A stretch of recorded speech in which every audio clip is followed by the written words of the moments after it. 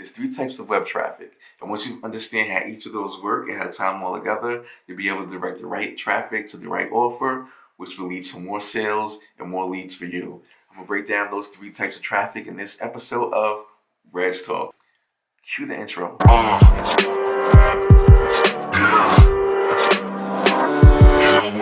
What's up, everyone? I'm Reg Dupree, owner and founder of Final Draft Design.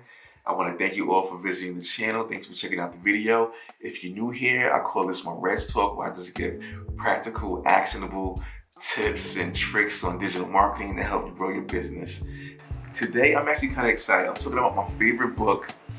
This book right here has changed the game for me. I've learned so many things from it. It's done so much for me as far as business and how I market, how I promote, how I send out emails, all that stuff. So if you are an online retailer, if you are coming out with a book, you're launching a product, if you sell anything online, like my sister, 127 East, motivational speaker, you gotta have this book. You gotta have this book. This book, not a new book either. It's a pretty old book, but it's great. .com Secrets. You gotta have it. I'll link to it below if you want to check it out. Check it out. What I'm talking about today actually comes from this book, The 3 Types of Traffic. So I hope I can give it justice, but just check out the book. I'm not going to oversell it, but I want you to check out the book. But anyway, let's get into it. 3 types of traffic.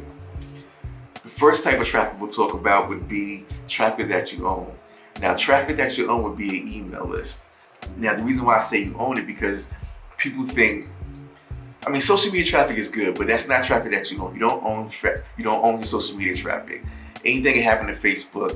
When Facebook algorithm changes, it can crash and it may not work, or the hot new social media platform comes on the scene and takes Facebook and Instagram shine. What's going to happen to your traffic then? You got to try to rebuild in this new platform, and that can be a headache. Some people may not be willing to do that, but if you have your email list already set up, these are people that already done business with you, that trust you with their email account information, that already rock with you. So why not try to nurture your email list and grow that so that you always have that? So if you launch a new product, market to the people that you know that already support you. Market to those people. There's a saying, I'm not going to say the saying wrong, I'm not going to get this wrong, but it's more expensive to get new customers than it is to retain old ones. I think I said that right, but what that means is, again, these are people that already dealt with you, that already rock with you. So promote to them, because you can send out an email for free. But to get a new client or a new customer, you gotta send out new promotions, you gotta run new campaigns, and that stuff costs money. You're still gonna have to do that, but you have an email list with pretty much built-in sales. So work on that. Work on your built-in sales. Work on your email list. We'll talk more about email lists in the coming weeks and how to set that up if you don't know how to set that up. But build your email list. I wasn't even going to give a tip for that, but that's tip number 1. That's rule number 1. Build your email list. Traffic that you control. Traffic that you control. An example of that would be a Facebook ad, an Instagram ad, a Google ad. That's just traffic that you're telling it where to go. Whether it be, a website, an offer, or whatever, you're telling that traffic where to go. I will give a tip here. Most people set up their Facebook ads to go to their website, or their Google ad to go directly to the website's homepage. I would say not to do that. I would say have it go to an offer or a squeeze page. A squeeze page, you've seen these, you go to a website and they want you to fill in your information, your email address, and they'll put you in your email list or whatever in their email list. That's a squeeze page. You want to have one of those set up too, but send traffic to either that, so of course that you can grab their email information, or to an offer. I'll give you an example. XYZ Painting, repaint walls, click here, and it goes to the website. That's cool. You may get leads from that, I'm sure, but if you had something like XYZ Painting, click here for a free estimate, they click on that, it takes them to a form, and in that form, you got to fill out your information, how to contact you, so I can give you the estimate, what size room, the address. You give them all that information, and that information goes into a database, which goes to an email list, which turns into what? Traffic that you own. So that's the goal. Own as much traffic as you can. So once they fill out that information, they're in your system. So even if they don't Even if you give them the estimate and they don't, act on it right then and there, you still have the information to follow up with them later. So grow your email list. That's important. Grow your email list. .com secrets. The third type of traffic that you don't control, that's social media.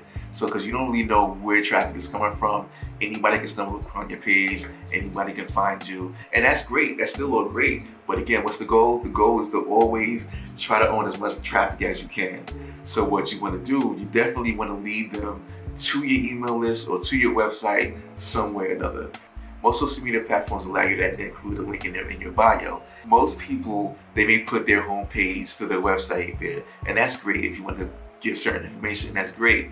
But you also may want to consider putting stuff like, making that link a link to an offer, or a link to sign up to your email list, a link to a downloadable, things like that. Most people that visit my Instagram bio either want to see some of the design work we've done or to get more digital marketing tips. So the link there isn't to my website, it isn't to my homepage, it's to the ebook I have on my website. And that ebook is a small business toolkit, which is a list of tools and resources for small businesses. When they go to my bio, they'll click on that, it'll take them to a form. That form, they submit their name and their email address, and I send them the toolkit. So what's that for me? That's another submission to my email list, and that's another lead, and that's more traffic that I own. That's the goal. Own as much traffic as you can. I hope that was packed with some good information that you guys can find valuable. Again, check out the book.com secrets. You will thank me later. If you've read the book, if you checked out the book, let me know what you guys think. Let me know what your favorite chapter or secret is, and we can talk about that. And you can comment below and tell them why they need to get it. It's a great book. It's from Russell Brunson, the mind behind ClickFunnels. I don't know if I mentioned it in the intro, but it's the mind behind ClickFunnels, Russell Brunson. We'll talk more about ClickFunnels in the coming weeks. And that's it here. Make sure you follow me on Instagram @FunnelsRav. If you like this, if you find it helpful, valuable, make sure you hit the like button. Make sure you share it. Subscribe to YouTube. Subscribe to the channel. That'll mean the world to me. And that's pretty much it here. I will see you guys next week. The only homework or challenge this week is to pick up this book.com secrets and tell me what you think about it. And that's it. RegTalk. That wasn't so bad. That was quick and easy, right? Quick and easy. Something. You know what I'm saying? Woo! RegTalk is in the books. All right, let's go.